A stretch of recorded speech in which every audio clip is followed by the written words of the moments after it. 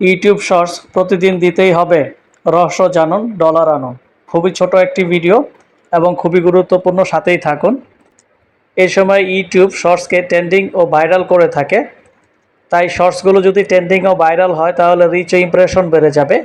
আর যদি রিচ ও ইমপ্রেশন বেড়ে যায় তাহলে আমাদের সাবস্ক্রাইবার বেড়ে যাবে, এবং সাবস্ক্রাইবার বেড়ে গেলে আমাদের টোটাল ভিউ বেড়ে যাবে। আর যদি টোটাল ভিউ বেড়ে যায় তাহলে আমাদের টোটাল ইনকামও বেড়ে যাবে।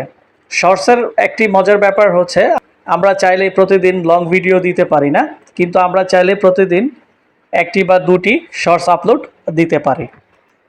ইউটিউব শর্টস প্রতিদিন কমপক্ষে একটি দিন, অর্থাৎ আপনি চাইলে দুটি তিনটি শর্টসও দিতে পারবেন, তাতে কোনো সমস্যা নেই। কারণ ইউটিউবে লং ভিডিও থাকে লং ক্যাটাগরিতে, শর্টস ভিডিও থাকে শর্টস ক্যাটাগরিতে, এবং লং ভিডিও থেকে আলাদা ইনকাম আসে এবং শর্টস ভিডিও থেকে আলাদা ইনকাম আসে। তাই আমরা যদি একাধিক শর্টসও প্রতিদিন আপলোড করি, এটা লং ভিডিওর সাথে কোনো সমস্যা হবে না। তবে আমি বলবো, আপনার যদি ইউটিউব চ্যানেল নিয়ে দীর্ঘমেয়াদী কোনো প্ল্যান থাকে, অনেক দূর এগিয়ে নিয়ে যেতে চান এবং বেশি বেশি ইনকাম বাড়াতে চান, তাহলে অবশ্যই কমপক্ষে একটি শর্টস আপলোড দেবেন।